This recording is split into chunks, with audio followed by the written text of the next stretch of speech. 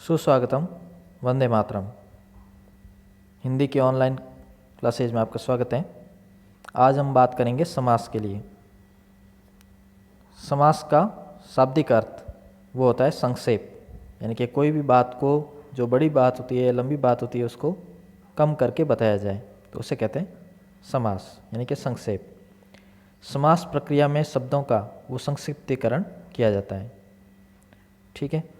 समास परिभाषा के आधार पर कि दो अथवा दो से अधिक शब्दों से मिलकर बने हुए नए सार्थक शब्द को समास कहते हैं। ठीक है। अब यह समस्त पद या सामासिक पद क्या होता है? तो समास के नियमों से बना शब्द समस्त पद या सामासिक शब्द कहलाता है।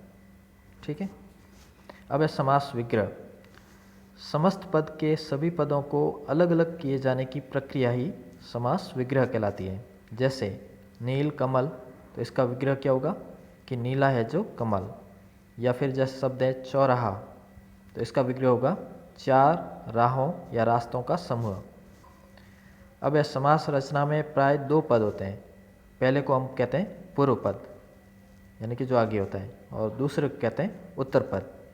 जैसे राजपुत्र, अब इसमें पूर्व पद क्या होगा? राज, और उत्तर पद होगा पुत्र।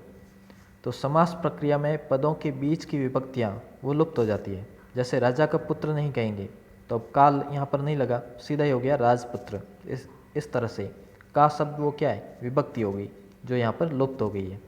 यही समास है। अब समास के छह मुख्य भेद हैं। पहला है अव्ययी भाव समास, दूसरा है तत्पुरुष समास, तीसरा है कर्मधारय समास, चौथा है द्विगु समास, पांचवा है द्वंद्व समास, और छठा है बहुव्रीहि समास। अब यह पदों की प्रधानता के आधार पर अगर वर्गीकरण करते हैं तो पूर्व पद प्रधान वो कौन सा होगा? अव्ययी भाव समास। उत्तर पद प्रधान होता है जिसमें, तो उसके आधार पर है तत्पुरुष, कर्मधारय व द्विगु। जिसमें दोनों ही पद प्रधान हो ऐसा होता है द्वंद्व, और दोनों ही पद अप्रधान होते हैं वो है बहुव्रीहि, क्योंकि इसमें कोई तीसरा अर्थ ही प्रधान होता है इसलिए। अब है आपके पहला अव्ययी भाव समास। जिस समास का पहला पद यानी कि पूर्व पद अव्यय यानी कि अविकारी हो तथा प्रधान भी हो, उसे अव्ययी भाव समास कहते हैं। जैसे पहचान, तो पहला पद जैसे अनु, आ, प्रति, भर, यथा, यावत, हर आदि होता है। जैसे देखो कि पूर्व पद है अव्यय यानी कि प्रति, और उत्तर पद हो गया दिन, तो समस्त पद क्या बनेगा? प्रतिदिन। विग्रह करेंगे तो क्या होगा? प्रत्येक दिन। वैसे ही अगला है आ प्लस जन्म, यानी कि आजन्म, तो जन्म से लेकर। यथा संभव, तो यथा संभव जैसा संभव हो। फिर है अनु प्लस रूप, तो अनुरूप, तो रूप के योग्य। भर प्लस पेट, तो भरपेट यानी कि पेट भर के। प्रतीक प्लस कूल यानी कि प्रतिकूल, यानी कि इच्छा के विरुद्ध। फिर है हाथ प्लस हाथ, यानी कि हाथों हाथ, मतलब कि हाथ ही हाथ में, यानी कि तुरंत वो कार्य हो जाए। अब है आपके तत्पुरुष समास। जिस समास में बाद का अथवा उत्तर पद वो प्रधान होता है तथा दोनों पदों के बीच का कारक चिन्ह वो लुप्त हो जाता है, उसे तत्पुरुष समास कहते हैं। जैसे राजा का कुमार यानी कि राजकुमार, धर्म का ग्रंथ, तो धर्म ग्रंथ, रचना को करने वाला तो रचनाकार। अब तत्पुरुष समास के भी भेद हैं। तो विभक्तियों के नामों के अनुसार इसके 6 भेद हैं। पहला है आपके कर्म तत्पुरुष, जो द्वितीय तत्पुरुष कहलाती है। इसमें कर्म कारक की विभक्ति यानी कि को का लोप हो जाता है। जैसे गगन को चूमने वाला यानी कि गगन चुंबी। यश को प्राप्त, तो यश प्राप्त। अब इसमें बीच में से जो विभक्ति है ना को, ये लुप्त होती जा रही है। चिड़ियों को मारने वाला चिड़ीमार। ग्राम को गया हुआ, तो ग्रामगत। रथ को चलाने वाला रथ चालक। जेब को कतरने वाला जेब कतरा। अब अगला दूसरा करण तत्पुरुष, जो तृतीय तत्पुरुष कहलाता है। इसमें करण कारक की विभक्ति यानी कि से और के द्वारा इसका लोप हो जाता है। जैसे विग्रह करुणा से पूर्ण, तो समस्त पद क्या बनेगा? करुणापूर्ण। भय से आकुल, तो भयाकुल। रेखा से अंकित, तो रेखांकित। शोक से ग्रस्त, तो शोक ग्रस्त या शोकाग्रस्त। फिर है मद से अंधा तो मदांध, मन से चाहा तो मन चाहा, पद से दलित तो पद दलित, सूर द्वारा रचित तो सूर रचित।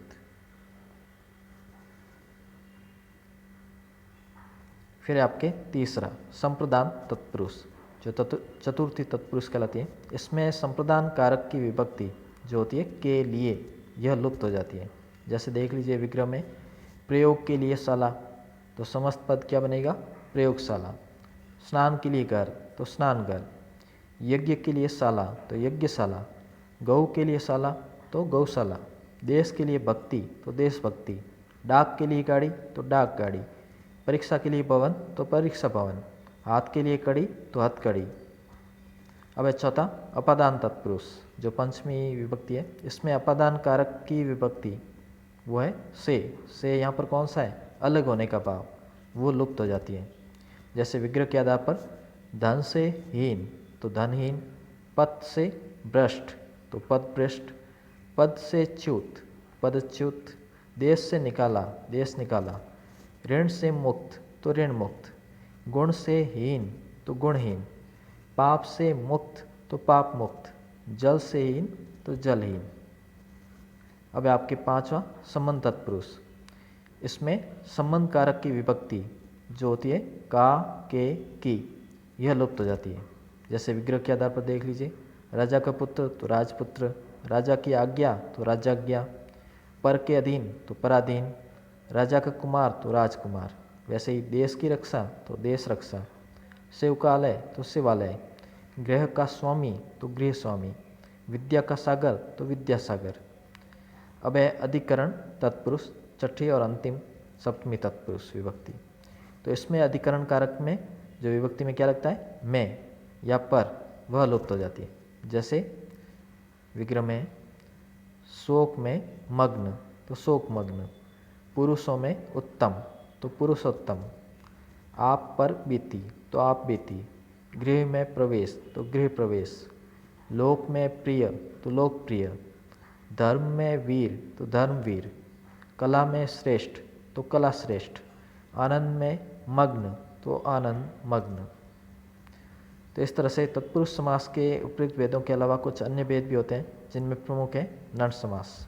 इसका मतलब क्या होता है कि जिस समास के पूर्व पद में निषेध सूचक या नकारात्मक शब्द जैसे अ, अन, न, ना, गैर आदि लगे हो, जैसे अधर्म तो जिसमें धर्म नहीं होता वो अधर्म, अनिष्ट तो जिसमें इष्ट यानी कि भला नहीं होता वो अनिष्ट, अनावश्यक जो आवश्यक नहीं हो, नापसंद जो पसंद नहीं होता, गैर वाजिब तो जो वाजिब यानी उचित नहीं हो उसे कहते हैं गैर वाजिब। इस तरह से ये होते हैं नंद समास में, पर इसका ज़्यादा प्रयोग नहीं होता। ठीक है, अगली कक्षा में अगले जो भाग है उसके बारे में बात करेंगे।